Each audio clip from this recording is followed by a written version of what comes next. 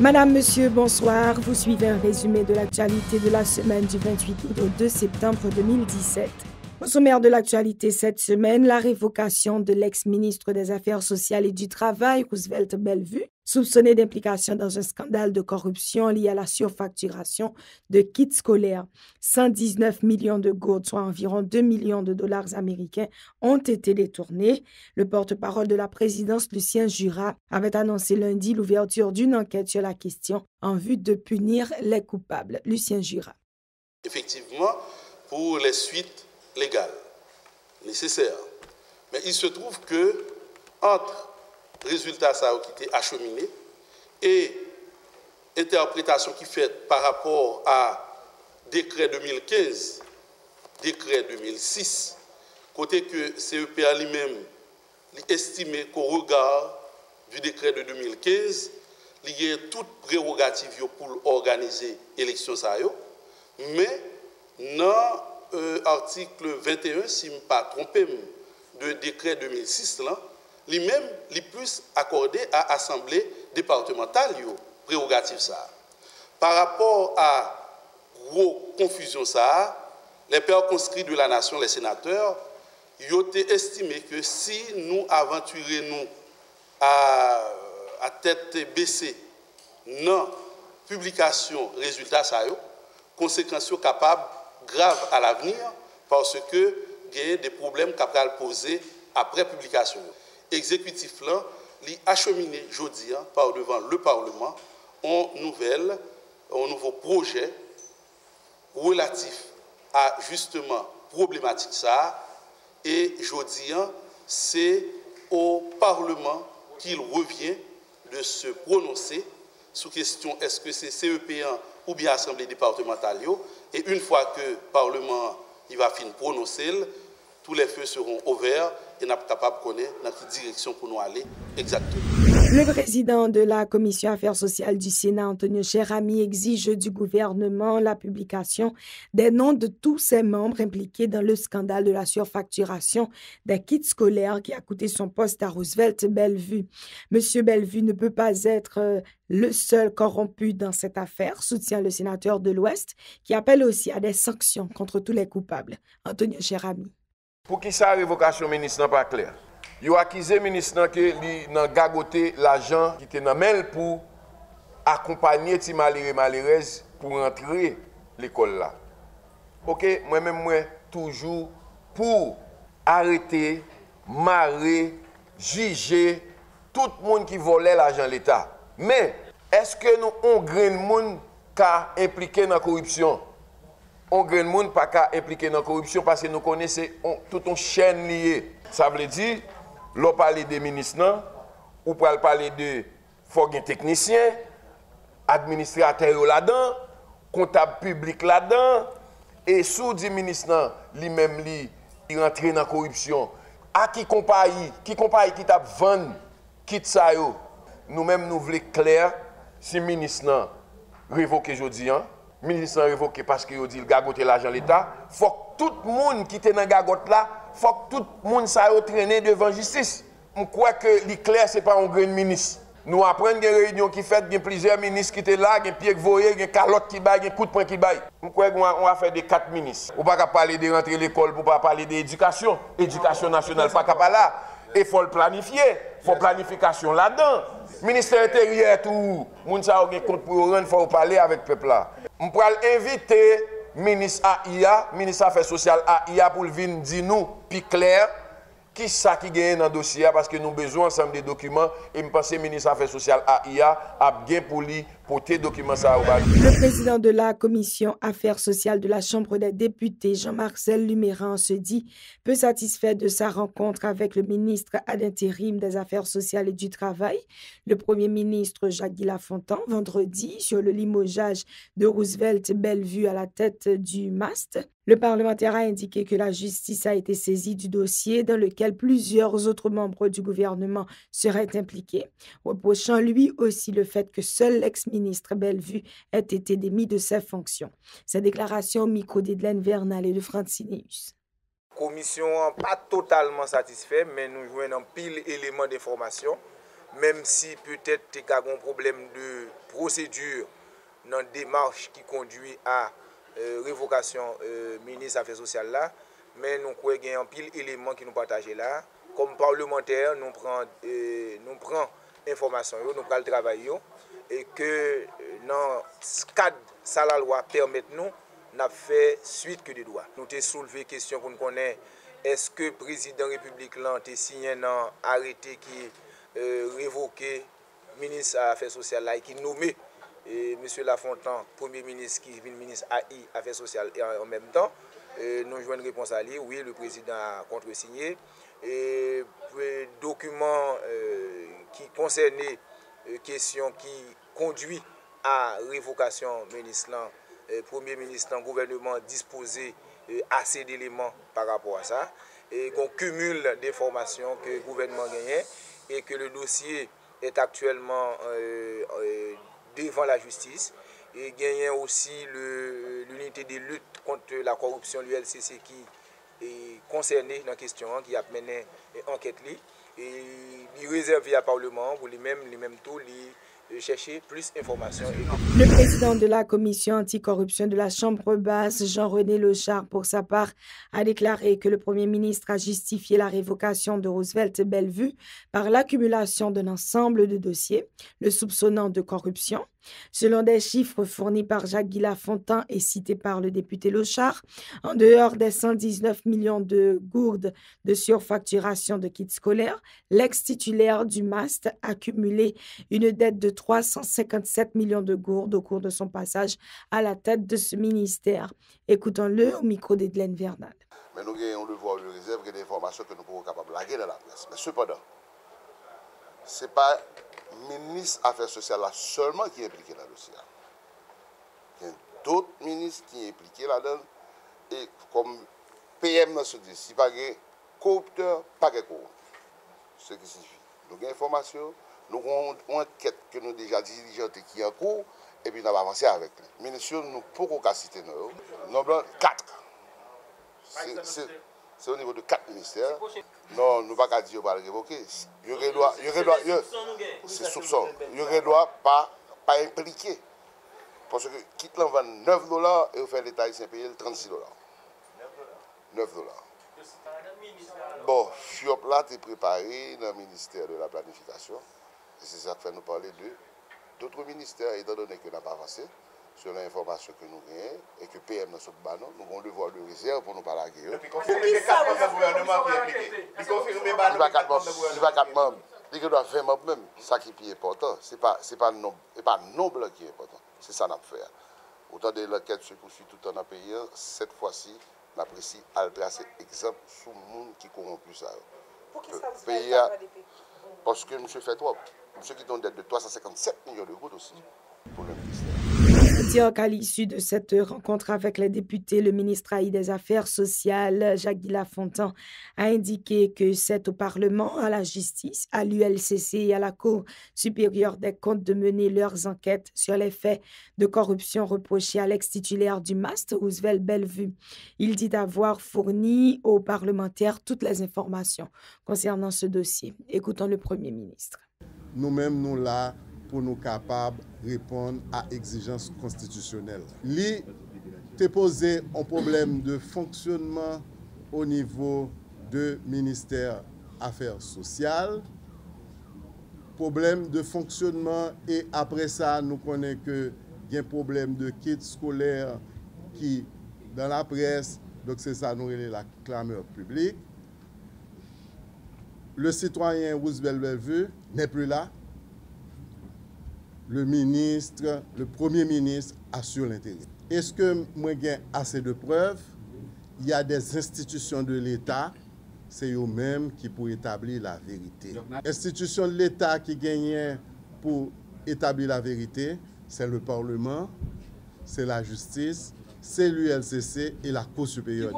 Nous autres, moi-même, chef du gouvernement, rôle moi, c'est pour m'assurer le bon fonctionnement de l'État et c'est peut-être ça que moi-même m'a pas assuré intérim au niveau du ministère des affaires sociales.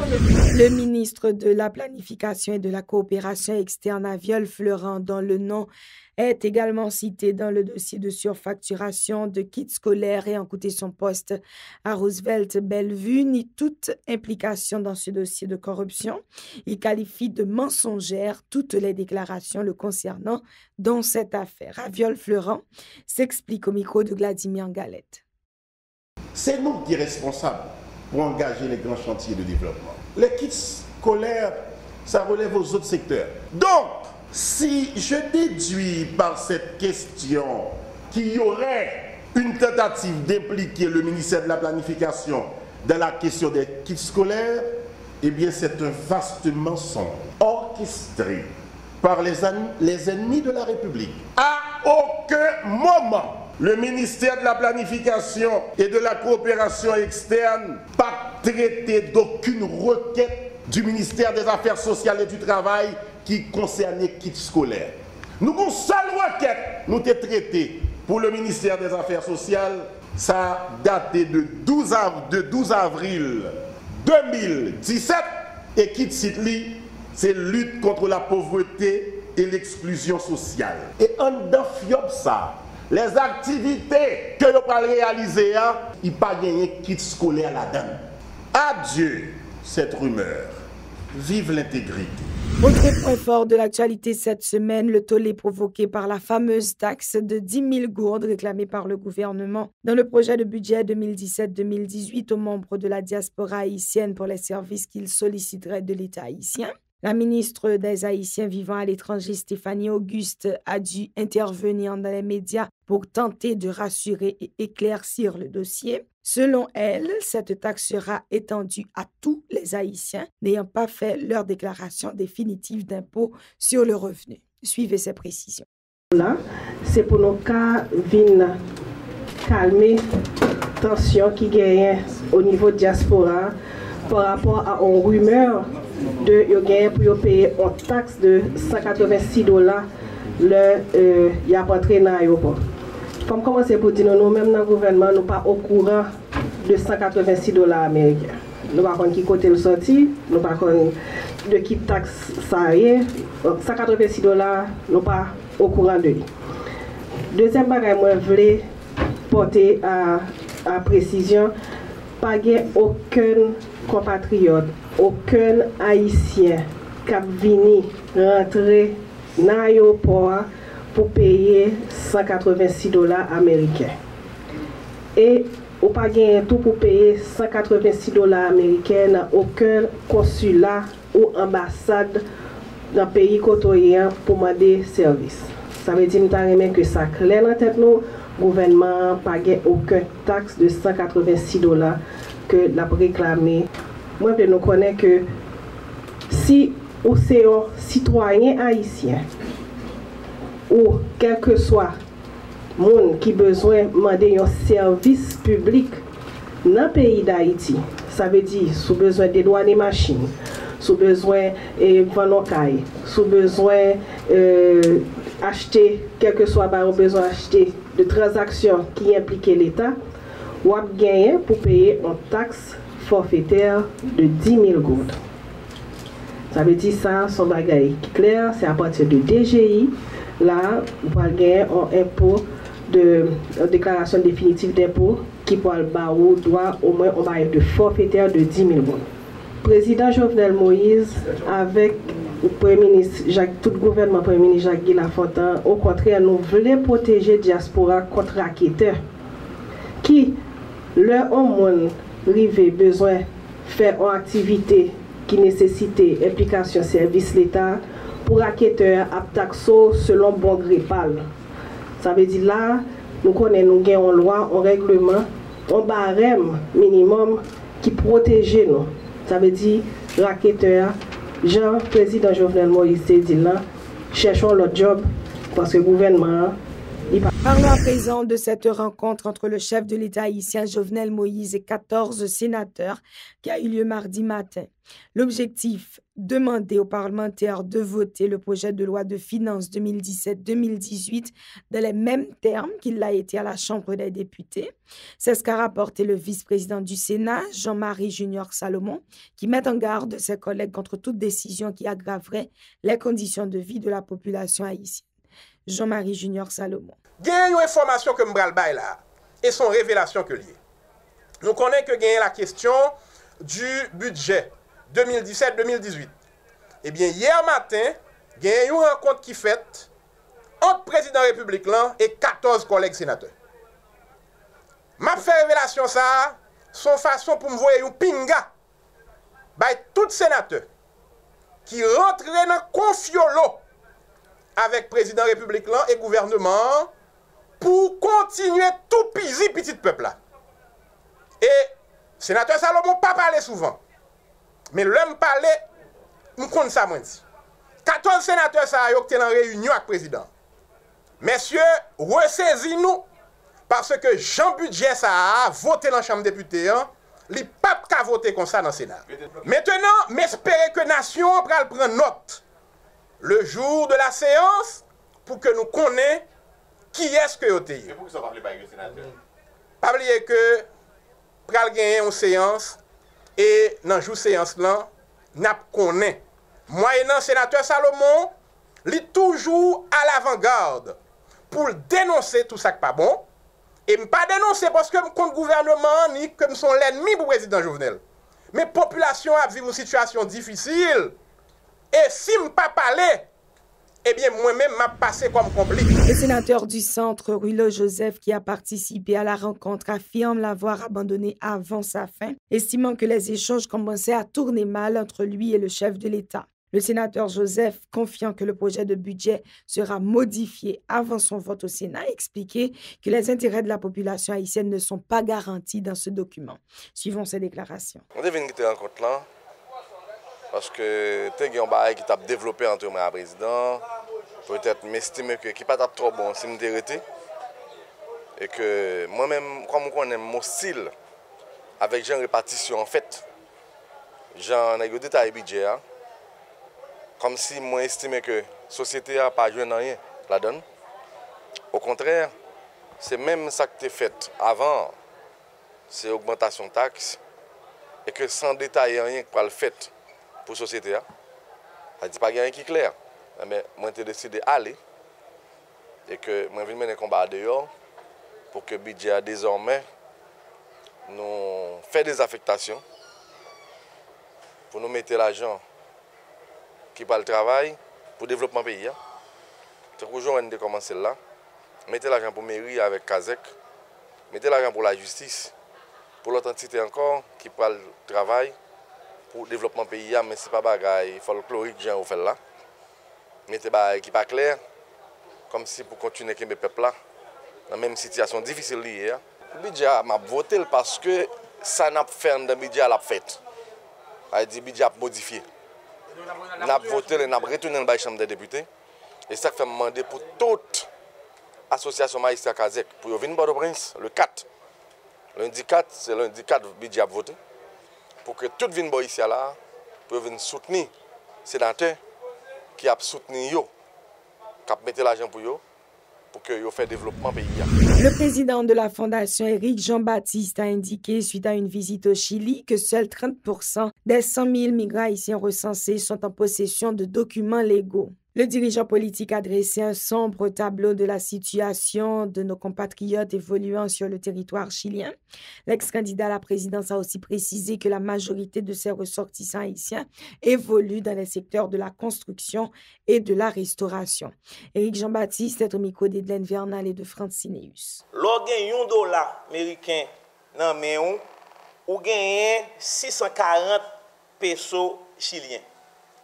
Et une pièce caille 16 mètres carrés, li loué entre 125 000 pour 150 000 pesos par mois. Qui donc, moitié comme haïtien yo cap touché dans le pays Chili, passé dans le loyer. il aurait été à 120 000 pesos qui vaut environ 12 018 gouttes 75 cob pour régler tout besoin, manger, payer l'école, payer les lumière, payer de l'eau.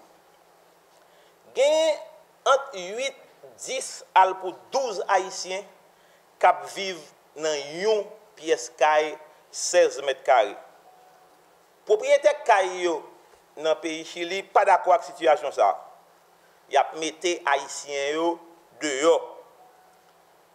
Dans Santiago, capitale pays Chili, nous vivons, nous avec deux genoux, Haïtiens qui marchent avec mallette sous tête, même gens à une époque, ici en Haïti, nous avons gagné des gens qui boîte dans dos.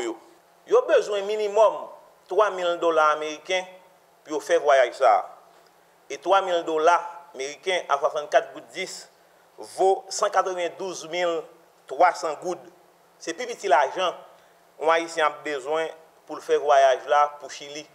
Par ailleurs, Éric Jean-Baptiste invite l'équipe au pouvoir à prendre des mesures pour faciliter l'exécution de projets durables afin de lutter contre le flux migratoire d'Haïtiens vers l'extérieur, notamment le Chili. Toutefois, il dit attendre l'aval du président de la République pour la mise sur pied d'un bureau d'assistance légale au Chili en vue de pouvoir régulariser la situation des sans-papiers haïtiens. Éric Jean-Baptiste. Mes amis, cas nous grave. Cas nous extrêmement grave. Nous ne sommes pas capables de continuer à exporter misère, nous, pauvreté. Nous venons représenter une menace pour la sécurité intérieure de l'autre pays qui est à côté de nous parce que c'est un coup fou. Nous avons débarqué dans toute l'Amérique latine parce que les Haïtiens perdent espoir. C'est pour bataille contre corruption spaghetti. Parce que nous connaissons la corruption en Haïti. Regardez, nous son manque mélange, ils ont brassaille. Nous avons corruption spaghetti. C'est pour bataille contre corruption, pas une parole en l'air. C'est pour ULCC, UCREF, la Cour supérieure des comptes, Parlement, exécutif là, coller tête ensemble pour marrer en bas code la justice, tout corrupteur a corrompu. Parce que corruption, c'est le premier gangrène qui fait que Haïti pas qu'à marcher, Haïti pas capable de faire un pas en avant. Autre information, le Parlement a lancé mercredi l'appel à candidature pour choisir ses 3 représentants au sein du Conseil électoral permanent, a annoncé le président du Sénat. Yuri Latortue demande aux responsables des pouvoirs exécutifs et judiciaires d'emboîter le pas. Selon le sénateur Latortue, les intéressés disposent d'un délai de 8 jours pour déposer leur dossier au Sénat de la République. Yuri Latortue. Depuis hier matin, et 2 présidents Chamio, savoir moi-même, et pour le Sénat et député Georges Sansi, nous lançons appel à candidature pour les membres du Conseil électoral permanent. Pour former le conseil là, chaque pouvoir doit avoir 3 membres. Après chita que nous avons fait avec l'exécutif et exécutif avec judiciaire, nous juste chaque pouvoir prend responsabilité pour y avoir 3 membres. Et c'est comme ça, hier, nous avons lancé appel à la candidature là. Et à partir de jeudi à même, candidat, personnalité qui est intéressée, qui viennent déposer pièces dans le secrétariat exécutif Assemblée nationale là, dirigé par Mme Boyer. Et toute personnalité, ils ont gagné environ 8 jours pour venir déposer pièces. C'est extrêmement important, samedi, puisque ce n'est pas en chambre séparée que vous pouvez choisir 3 membres. Membres, il a choisi en Assemblée nationale avec une majorité qualifiée de 2 tiers. C'est peut-être ça, une fois que vous jouez un dossier, le secrétaire exécutif là a promettre dossier avec ça qui conforme à critères et ça qui n'est pas conforme. et c'est députés à sénateurs qui en assemblée pour voter pour nous choisir 3 personnes. Premier la pour 9 ans, deuxième là pour 6 ans et troisième là pour 3 ans. Parlons maintenant de la rentrée des classes. Dans moins de 24 heures, le ministre de l'Éducation nationale, Pierre-Josué Agénor-Cadet, a rencontré mardi au Palais législatif les membres de la Commission éducation et formation professionnelle de la Chambre des députés. Au menu des discussions, les dispositions prises dans le cadre de la réouverture des classes, l'état de délabrement des écoles publiques, le retard observé dans le processus de subvention des ouvrages scolaires, ainsi que les mesures d'accompagnement des écoles publiques et privées. Compte rendu, Edlaine Vernal et Francineus. 322 millions de gourdes, c'est le montant décaissé par l'État haïtien pour la réhabilitation des écoles publiques du pays à l'occasion de la rentrée scolaire 2017-2018, a informé le ministre de l'Éducation nationale et de la formation professionnelle. Selon Pierre-Josué Agénor-Cadet, 58 écoles ont déjà été réparées, notamment dans le Grand Sud, dévastées par le passage de l'ouragan Mathieu en octobre 2016. Le ministre Cadet rassure aussi que son ministère entend résoudre les problèmes les plus pressants du système éducatif afin d'améliorer l'apprentissage des écoliers haïtiens. Actuellement là, d'après ça, nous, il y a 58 l'école qui est déjà totalement réhabilitée dans le Grand Sud. Là, dans l'Ouest, si nous passons dans l'école nationale Fritz Pierre-Louis, nous avons réparation faite. Dans l'école nationale du Merlin, réparation faite là presque finie. Dans l'école nationale, de l'école nationale qui est dans Akaye, réparation faite. Concernant l'application de la loi relative aux frais scolaires, Pierre-Josué Agénor-Cadet encourage les parents victimes d'abus de la part des responsables d'école à porter plainte. L'éducation nationale ont instance de juridiction. Le ministère de l'Éducation nationale par instance de juridiction. Les cap font suivi, mais instance de juridiction, c'est tribunal. Or, loi, bon côté le clair tout, il dit tout parent qui sont victimes dans l'école, il a le droit de porter plainte contre l'école là. Malheureusement, jusqu'à présent, tout parent appelé en batable, tout parent appelé en decaille, moi j'aime donner une qui porter plainte. La subvention de manuels scolaires est arrivée fort tard, reconnaît le ministre de l'Éducation nationale. Chaque année, c'est toujours même pépé blanc. Manuel la subventionné par l'État. L'école ouvre en septembre, novembre, décembre, janvier, février, c'est les ça manuel la paraît. Qui ça la cause ça exactement? D'après toute analyse que me fait, ça la cause ça c'est que ministre Éducation nationale yo toujours lancé marché à trop tard. Le ministre Pierre-Josué Agénor-Cadet a aussi annoncé que de nouvelles nominations seront effectuées dans le système afin de combler à travers tout le pays les postes vacants, notamment au niveau du nouveau secondaire. Plus d'1 500 000 ouvrages ont été subventionnés par le gouvernement haïtien à l'occasion de la rentrée scolaire, à en croire le directeur général du ministère de l'Éducation nationale. Pourtant, des parents qui continuent de faire la queue devant les librairies déplorent les prix exorbitants de ces matériels, en dépit du programme de subvention annoncé par le gouvernement. Suivez leur déclaration, micro de Mario Sylvain.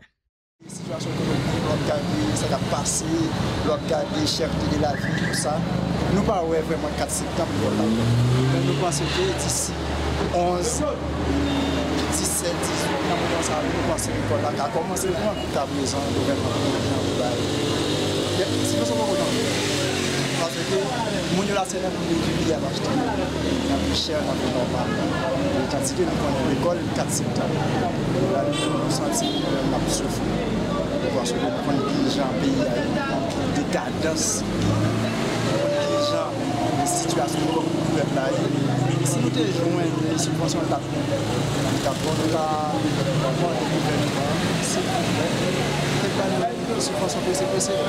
après de la radio, et avant hier que subvention, l'État subventionné libre, mais je dis à l'âme, vraiment, les autres subventions, c'est toujours les gens qui ont travaillé pour l'État, qui pour favoriser ou avant. L'État a une responsabilité. Parce que nous-mêmes, comme si nous pas dans l'État, mais nous, comme si l'État sont secs, mais nous-mêmes, nous en dehors sec là. À environ 4 jours de la rentrée des classes, des directeurs d'école de la région métropolitaine de Port-au-Prince se sont dit préoccupés par les difficultés des parents à verser les frais scolaires exigés pour leurs enfants. Ils imputent cette situation à la précarité des conditions socio-économiques du pays. Reportage Jean-Marc Sondor, série Guernoël. Les directeurs d'écoles privées ne cachent pas leur amertume. Les parents d'élèves peinent à verser les frais scolaires à moins d'une semaine de la rentrée des classes. Les parents doivent remplir les formalités administratives afin que leurs enfants puissent avoir accès aux salles de classe. Millet Junior est directeur pédagogique au collège Socrate de Pétionville et Dorceus Pierre Sony, censeur des études au collège Fernand Prosper. L'année passée était due, l'année ça puis due.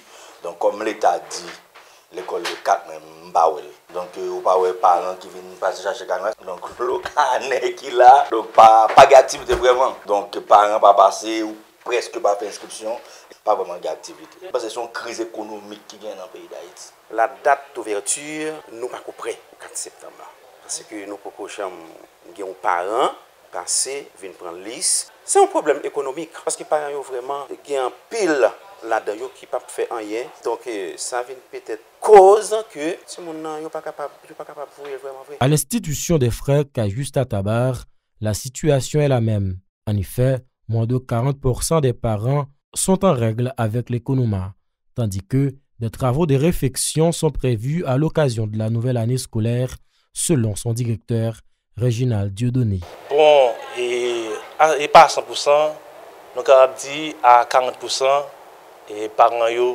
viennent et réclamer canet et pour faire des arrangements aussi et pour être capable d'entrer dans l'année scolaire, nouvelle année scolaire 2017-2018 là. Selon les directeurs d'école, la précarité de la situation socio-économique du pays explique que la majorité des enfants seront absents au premier jour de la rentrée des classes. Bissiane Crispin est l'une des responsables de l'école John Dalton à Tabar 52. Même si je te dit l'école là était pour janvier, les parents me connaissent, même pour janvier, ils vont préparer vraiment. Si nous sommes bien organisés, pays en tout, nous avons possibilité l'État qui concerne eux, aide pour parents capables de joindre moyens pour les voyer l'école, je crois que ça va d'arriver. Outre ces difficultés économiques, plusieurs directeurs d'école redoutent que la situation politique du pays provoque des perturbations au niveau de l'année scolaire 2017-2018. Toujours dans le cadre de la rentrée scolaire, le porte-parole de la police nationale d'Haïti, Franz Leurbourg, a annoncé vendredi le déploiement de 2000 agents spécialisés dans la région métropolitaine de Port-au-Prince. Lors d'une conférence de presse locale du SWAT Team, le commissaire divisionnaire a indiqué que cette initiative fait partie d'un plan visant à sécuriser notamment les locaux des établissements scolaires et universitaires pendant toute l'année académique. Ces propos sont recueillis par Jean-Marc Sondor, série Guernoël. On a mobilisé la direction générale à tout cabinet directeur. DCPA lui-même l'a en un dispositif là, non seulement à titre de coordonnateur des activités, mais tout les unités comme SIMO, comme garde-côte, CBIM, Politour, police communautaire, tout le monde a impliqué dans le dispositif là. Il y a une direction centrale d'administration et des services généraux lui-même qui a un soutien financier et logistique là. Et en termes de prévention, il y a une direction des renseignements généraux, direction centrale de la police judiciaire. Le dispositif ça là pour toute période ça. Naturellement, là que nous estimons que pas de nécessité, nous devons faire des réajustements de personnel dans un point ou bien dans l'autre. Mais en métropolitaine, quand on dit il y a 96 points que la police a occupés statiquement et a bien des patrouilles à l'intérieur de ces points qui ont fait lien entre patrouilles pour gérer des situations qui sont capables et défavorables à dispositif là lui-même. Faciliter la circulation véhiculaire et puis sécuriser l'activité académique pendant toute l'année. Édifices, nous connaissons qui en pile. Nous avons quelques là, nous avons 928 bâtiments préscolaires. 9196 écoles primaires, 2839 l'école secondaire. il y a 127 écoles supérieures et 95 universités. Donc, il y a tout dispositif ça pour prendre en toile l'araignée et pour faire des périmètres de sécurisation autour de eux. Pas mettre les gens devant le chat. D'accord? Donc, le dispositif là prévoit que sous aire de circulation et autour, pour fuir, il y a les plus rapides. C'est ça que la police routière a en dedans dispositif là et les routes nationales 1, 2, 3, tout a sécurisé. Le secrétaire d'État à la sécurité publique, Léon Ronsard-Saint-Cyr, informe que des discussions ont eu lieu avec des responsables de la police en vue de garder un climat serein à l'occasion de la rentrée scolaire. Des brigadiers seront déployés à Port-au-Prince et dans ces zones avoisinantes en vue de renforcer la sécurité publique. La circulation des motocyclettes sera également régulée et mieux contrôlée, promet Ronsard-Saint-Cyr. En termes de sécurité, nous avons un genre de travail. Chaque époque, venait avec un plan. Nous avons un plan que nous avons avant les vacances. Là. Nous modifions, nous faisons un plan pour vacances et fêtes champêtres. Quand il y a là, nous finissons avec phase ça, nous entrons dans la phase rentrée scolaire. Nous assurons que nous avons un climat sécuritaire là, qui est rapport à l'entrée scolaire là. Moi-même avec le chef policier, nous faisons des rencontres pour nous assurer que toute activité qui a un rapport à l'entrée scolaire sécurisée. Nous décidé ensemble pour nous accompagner tout travail que le ministère a fait, soit des tronçons de route, soit des livraisons, soit des transports pour que nous puissions à l'école tête reposée. Nous travaillons avec les mairies pour nous disposer station moteur pas supposé ni en face de l'école, ni trop près au série de l'hôpital. Et en fin de compte, nous prenons des mesures pour nous sécuriser toute activité, papa, maman, qui a acheté les petits monde, qui a fait une activité pour entrer à l'école. Nous assurons que des tronçons qui normalement toujours ont des bouchons énormes pendant l'entrée scolaire pour nous mettre un effectif qui est plus ou moins élevé pour faciliter la circulation. Nous avons des brigadiers pour nous aider les étudiants et les jeunes pour nous assurer que le monde ne pas rentrer dans le système pour nous pas bâtir mon problème. Et pour finir, nous toujours le même programme, nous poursuivre question pour nous réguler à faire trafic moto qui est important pendant l'entrée scolaire, mais pendant l'important tout, il ne faut pas causer dommage. De son côté, le responsable de la Edupol, Jimmy François, a assuré que cette entité veillera à ce qu'aucun élève ne soit remarqué dans des espaces d'attraction et de divertissement pendant les heures de classe.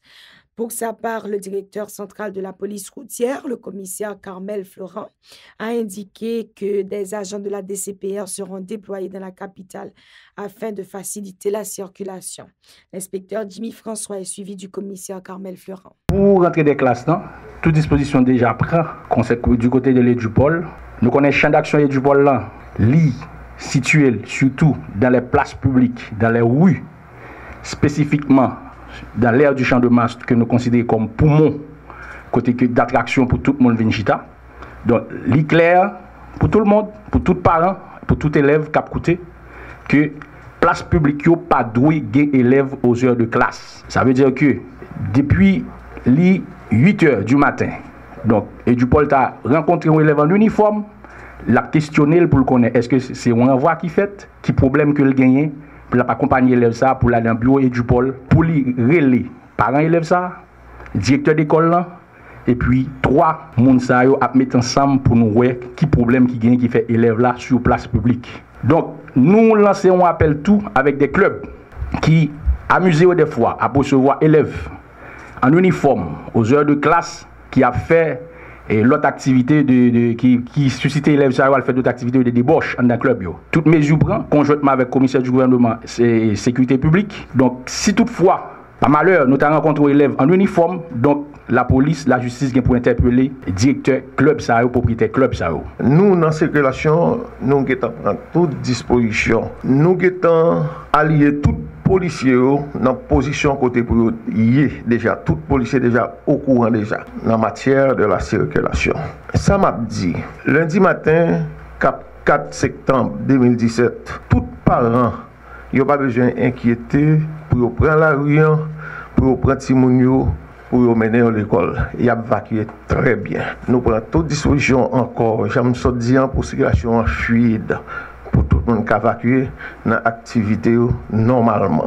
Pour sa part, le directeur de la compagnie de transport scolaire Dignité, Ronald Billard, a indiqué que la majorité des autobus seront fonctionnels au niveau des 10 départements géographiques du pays à l'occasion de la rentrée scolaire. Nous, dans tout le pays, l'année dernière, qui c'est dernière année, nous sommes vivre dans le cadre programme, malgré toute difficulté que Dignité a fait face, nous réussissons quand même à introduire ce service là malgré tout. Certains côtés. Dernier côté nous arrivé là, nous avons clôturé dernière année scolaire là, c'était l'Anse Rouge et Terre-Neuve, l'Artibonite. Nous inauguré tout Thomassic avec Sœur Calassous dans le département du centre. Nous détaché Croix-des-Bouquets de Port-au-Prince. Le problème Croix-des-Bouquets, c'est un problème spécial parce que là nous sortis la base centrale Dignité Port-au-Prince avec autobus, problème de circulation fait que nous gaspillons pratiquement autobus qui allaient Croix-des-Bouquets. Nous pas jamais arrivé à temps vraiment pour nous bailler au service. Voilà pourquoi nous avons choisi de concert avec autorité la Croix-des-Bouquets détacher Croix-des-Bouquets de bureau central là. Et il faut me dire tout que c'est une disposition que Carrefour attend là nous pour prochaine rentrée ça que nous allons gagner là. Parce que si mon Carrefour tout c'est même problème non.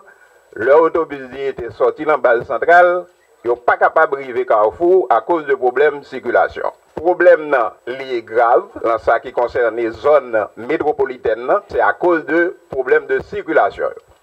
La coordonnatrice du programme de cantine scolaire, Fanès Laguerre, se dit prête à redémarrer à partir de septembre prochain le programme nutritionnel en faveur des écoliers des établissements publics dans les 10 départements géographiques du pays.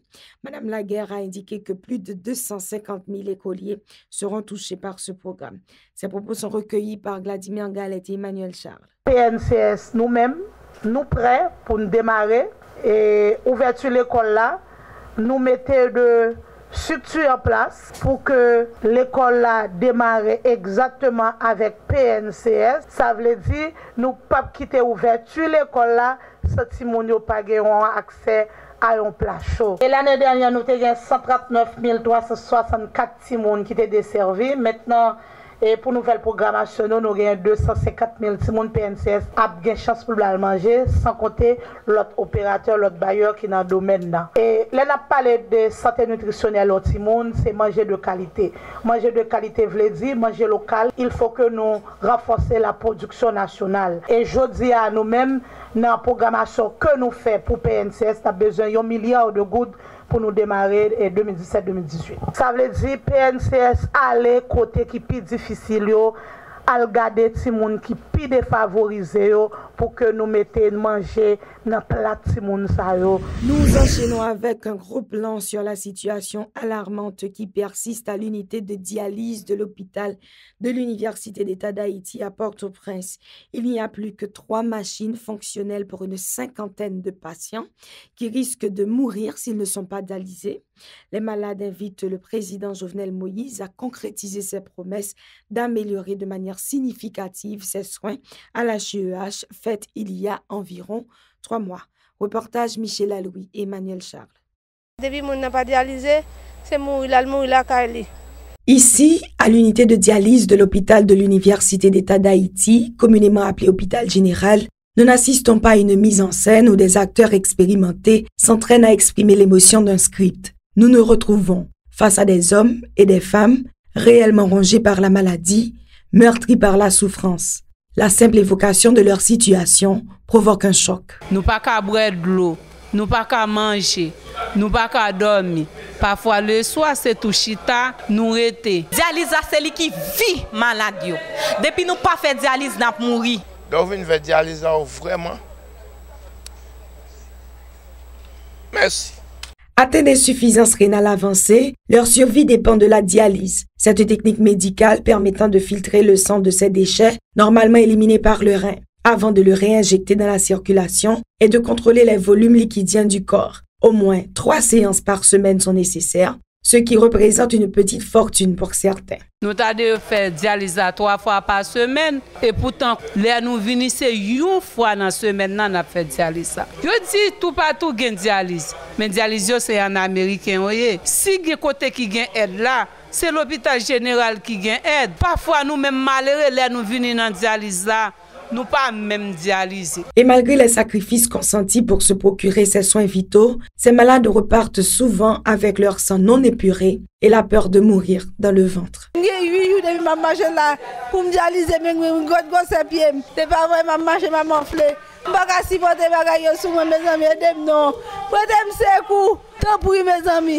Oh papa! Pendant la dialyse sur machine, ça regardez, machine a été le campé et puis tout sang arrêté dans la machine. Donc si sang arrêté dans la machine, c'est que maman perd du sang. Et maman déjà 7 grammes sang. Mais au-delà de ces problèmes d'ordre technique et administratif, il y a pire pour ces patients qui frôlent la mort au quotidien. Grand nèg yo pas ban nous place.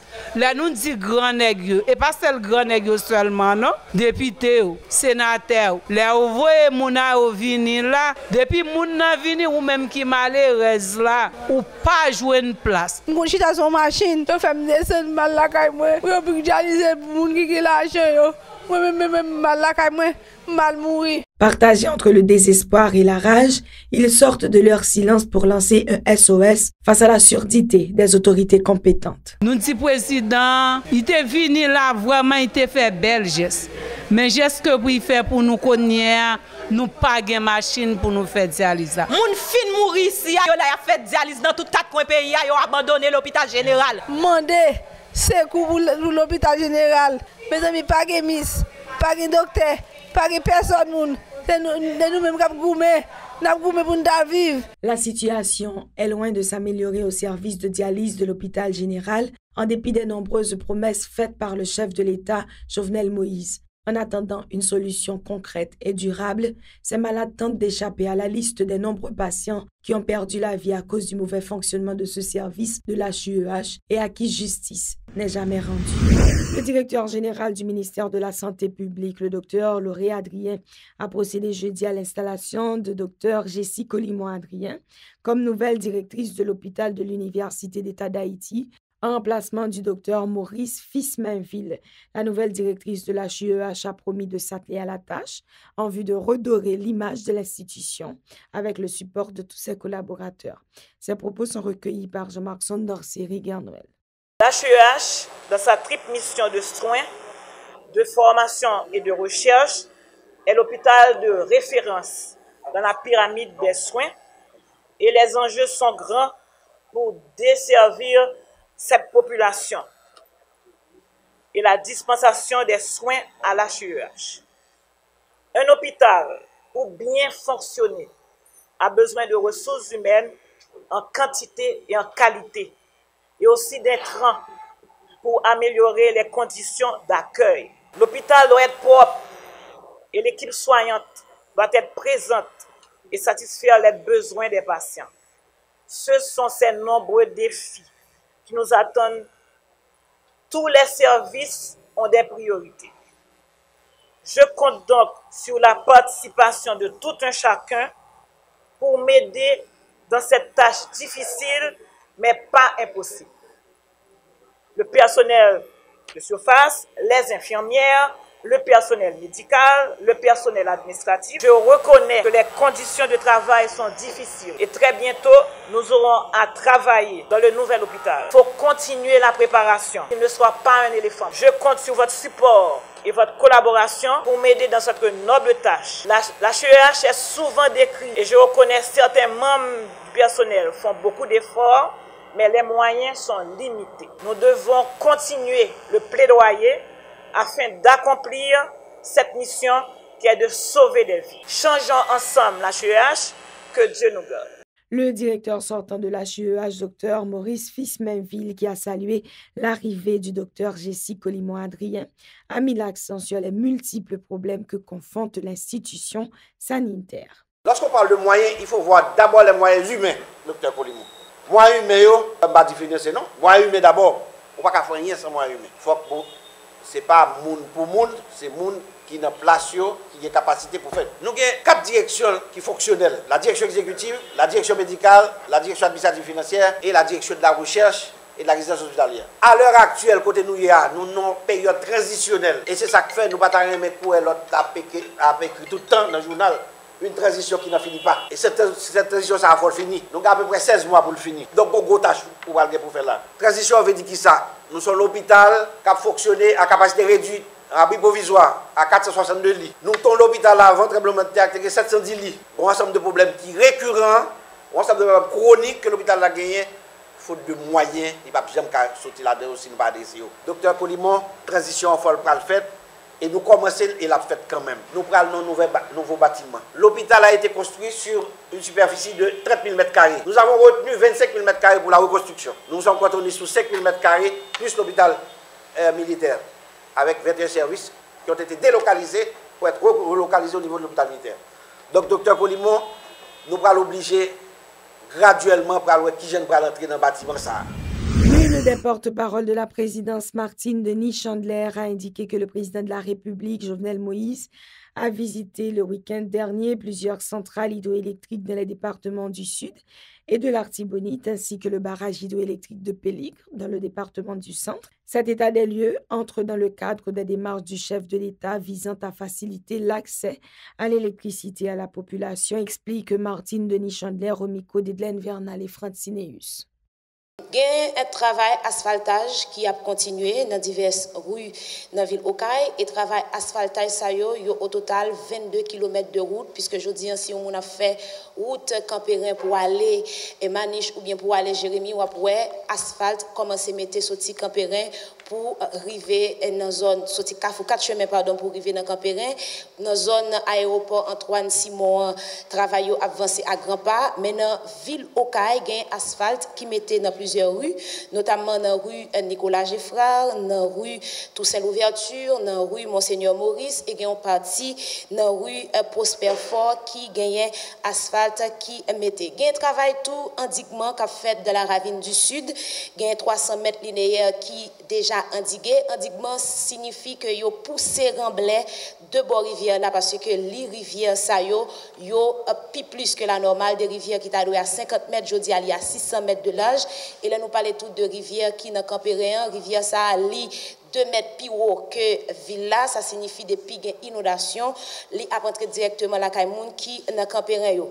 Gagné un travail réhabilitation route Cavaillon Baradère qui a continué, gagné un reprofilage qui fait sur route ça sous 15 km, gagné tout travail réhabilitation route Kafou Zaboka, Pestel, Corail, Kafouchal et l'aime citer ça, c'est interconnexion 3 départements qui signifie département Grandance, Sud et NIP. Le directeur général de l'Office national d'identification a annoncé que des dispositions ont déjà été adoptées afin de faciliter le renouvellement à partir d'octobre prochain des cartes expirées depuis 2015. Wilson Fièvre a fait savoir que le décret pris par l'ancien président Michel Martelly autour de la validation de ces documents arrivera à terme en décembre prochain.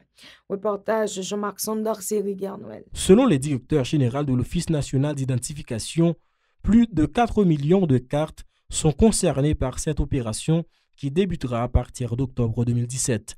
Le DG a indiqué que les détenteurs de la carte expirée ne pourront plus l'utiliser à la fin du mois de décembre prochain, rappelant que leur validation jusqu'à date découle de l'arrêté présidentiel adopté par l'ancienne administration de Michel Joseph Martelly. De 2005 à 2007, nous connaissons qu'à la pour 10 ans. Il faut qu'à la renouveler.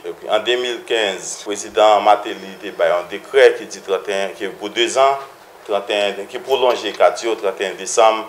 Nous avons 31 décembre 2017, nous avons un pile 4. Nous avions plus que 4 millions de citoyens qui étaient fait 4. Ça va dire que c'est 4 millions de citoyens qui gagnent 4, qui viennent renouveler 4. Mais dans le système, on dit qu'il y a 4 millions de citoyens qui ont fait 4. Ça veut dire qu'on a provisionné pour nous renouveler 4 millions de 4. Le DG de l'ONI a aussi fait savoir que des efforts ont été consentis en vue du renforcement de l'institution dans le but d'améliorer la qualité des services offerts à la population. Plusieurs bureaux installés dans la région métropolitaine de Port-au-Prince pourront délivrer les signes dans un délai de 3 à 5 jours, a-t-il promis. Avec renforcement, support que je gagne dans le gouvernement Jovenel Moïse là, avec la Fontaine Jodia, je sens que je support que je gagne pour me capable mener au nid dans point pour l'aller. Dans 5 jours, il faut que je citoyen 4 lits. Je vais mettre en infrastructure, je vais changer de production, je vais capable faire 4 là dans 48 heures de temps. Ça veut dire que dans la zone métropolitaine, dans 5 jours, 4 là après. La toile sera également mise à la disposition des intéressés pour faire passer leurs doléances ou imprimer leurs documents. Ces mesures faciliteront également la tâche aux ambassades et aux institutions locales en quête de précision sur l'identité des nationaux, estime M. Fièvre. Service web portal là, nous mettons le public tout, nous mettons disponible pour toutes les institutions dans le pays, privées ou bien publiques. Par exemple, il y a des ambassades par exemple, qui ont besoin de vérifier au numéro NIN en citoyen pour te parler. Normalement, il y aurait le ONI, c'est pour ou bien email avec un monde pour un monde ONI connaît ou bien directeur général là, yo email yo dit OK, mais numéro citoyen ça non suspect, est-ce que numéro ça bon pour nous capable vérifier pour lui. Mais qui est monde non vérifié, moi même personnellement, il y a ambassade qui vous numéro ba moi, l'aime garder avec photo mon numéro ba là c'est ça va exister vraiment c'est faux 4 yo. Selon les chiffres fournis par Wilson Fièvre, plus de 7 millions de citoyens ont été recensés par l'ONI qui exigera des frais pour l'impression des signes délivrés gratuitement en 2005. La situation demeure cependant compliquée pour des centaines de contribuables en quête de leur carte d'identification dans les différents bureaux de l'ONI installés dans la région métropolitaine de Port-au-Prince. Ces citoyens critiquent le directeur général de l'institution, Wilson Fièvre, qui a indiqué dans ses récentes déclarations que la livraison des documents se fait dans moins de 5 jours. Reportage Esdras Fizeme, Francineus. Jeunes et vieux, hommes et femmes, ils sont plusieurs centaines de personnes en file indienne sous un soleil ardent en attente de service au niveau des différents bureaux de l'Office national d'identification. Sous les bousculades et les palabres incessantes, ces citoyens dénoncent leur fâcheuse situation. Depuis 6 heures du matin, nous avons une ligne pour nous faire une carte électorale. Nous souhaitons couler sur nous, nous pas capables. Je dis 5 jours depuis que je marche dans la ligne ici pour me faire une carte électorale. Pour tout le monde besoin de faire un passeport pour lui pour le parti, je ne suis pas capable. C'est haïtien dit. Dans 5 jours, nous avons joué une carte électorale, mais regardez, mais 5 jours arrivés, pour me faire une carte électorale, je ne peux pas faire. Regardez, ces contribuables ont également critiqué la partialité constatée dans la distribution des services offerts par les responsables. Depuis à 4 h du matin, chaque clé pour prendre 2-3 personnes dans la ligne, et l'autre boy apprend. Pour qui ça? Ça va de fait comme ça. Les gens qui ont moyen là, mais ils apprennent. Et tandis qu'on pièce gratis. Là. Soi-disant autorité sécurité, c'est eux qui passent à mon $50, $100, ou même ou camper là en tant que malheureuse ou objet. Tout ça me fait me jeune 4 là, hier m'arrivé dans bureau m'a pour moi jouer 4 là pour me bailler. Dame nan dit me li est en 4 heures, li pas ouvert, li pas arrêter encore, faut que li aller. Depuis en janvier m'a marché dans 4. Les citoyens se disent en outre scandalisés par les récentes déclarations du directeur général de ces structures Wilson Fièvre, indiquant que toutes les mesures ont été prises pour livrer une carte d'identification dans moins de 5 jours après avoir rempli les formalités. On l'a les organes qui sont dans l'autre province, qui sont au CAI, qui sont de l'autre côté. Tu as supposé qu'il y ait un bureau pour gens de Mounza. Moun yo pas supposé sauter bien loin dans ville province pour venir là, pour venir dans difficulté, pour venir faire carte. Le président de la République, Jovenel Moïse, et le ministre de l'Intérieur et des collectivités territoriales, Max Rudolph Saint-Albin, avaient annoncé que toutes les dispositions ont été adoptées pour procurer leurs pièces d'identification aux contribuables dans le cadre de la caravane du changement. Le premier ministre haïtien Jacques Lafontaine a procédé mercredi à l'installation du conseil de direction du bureau de gestion des militaires démobilisés, composé de l'ex-colonel Coulant Justafort, coordonnateur général, l'ex-colonel Jonas Jean, chargé des opérations, et de l'ex-capitaine Jackson Joannis, responsable administratif. Selon le chef du gouvernement, cette initiative témoigne de l'intérêt accordé par le président de la République aux revendications des militaires démobilisés. Écoutons-le au micro de Nancy Constant. Je suis venu vous dire qu'avec mon arrivée, le ministère des Affaires sociales et du Travail va être considéré comme l'un des chantiers prioritaires devant bénéficier d'un ensemble d'actions de restructuration et de renforcement dans le cadre des réformes déjà engagées.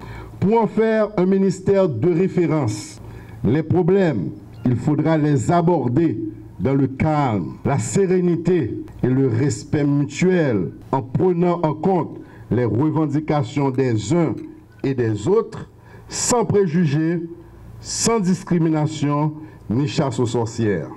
Toutefois, les problèmes générés par le personnel pléthorique, le rétablissement obligatoire de la discipline, le respect de la hiérarchie, l'observance des procédures seront traités en priorité et sans délai.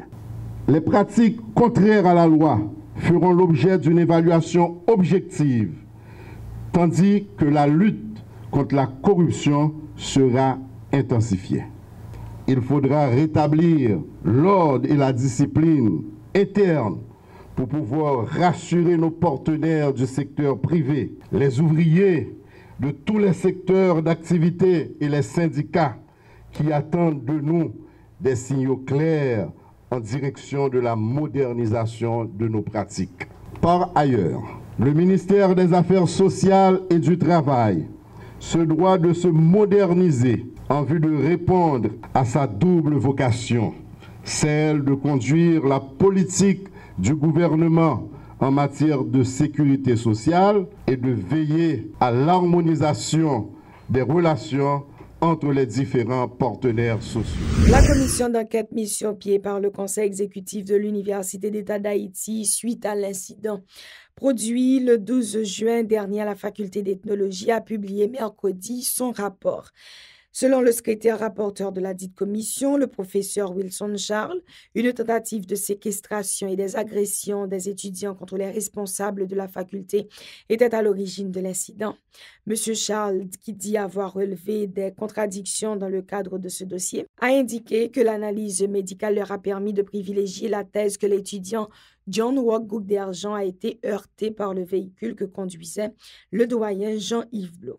Le professeur Wilson Charles a par ailleurs indiqué que c'est à la justice qu'il revient de trancher dans le cadre de ce dossier. Il a plaidé en faveur du renforcement de la sécurité dans les parages des structures de l'UEH, notamment au niveau de la faculté d'ethnologie. Wilson Charles. On estimait que peur que les responsabilités gagnent de la séquestration, c'était une peur crédible. Et ça qui supportait ça, à mon avis, c'est le fait que, effectivement, la barrière était fermée, était bloquée pendant qu'il y avait une assemblée en haut, barrière en bas qui était fermée, avec cadenas, ensuite clou là-dedans. Ensuite, il y a eu une tentative en semaine avant, que monsieur était fermé, effectivement, séquestré en juge de paix. Est-ce que l'impossible, pour que c'est dans la position ça, pour machine ça, qui gagne presque 3 tonnes de poids, qui gagne hauteur ça, par rapport à ce sol là, est-ce qu'il est possible pour que machine n'a pas passé ce camarade là, pour que premièrement, nous ne pas gagner des fractures multiples, c'est-à-dire casser ici, là, plusieurs côtés dans le corps, à la fois, peut-être au niveau de la tête, au niveau de la cage thoracique, au niveau de la colonne vertébrale, au niveau du bassin, au niveau des membres inférieurs. Par contre, expliquez-moi comment la machine a passé sur monsieur avec caractéristiques ça, pour que monsieur pas gagné, c'est-à-dire des fractures multiples. Il paraît plus plausible que dernière version, à savoir que c'est accroché sur la machine et que l'île tombé, ok, l'île traîné à terre effectivement, et que la machine a éventuellement passé sous l'empire pour te cette voiture. C'est ici que se referme cette édition d'Actualité 7 couvrant la période de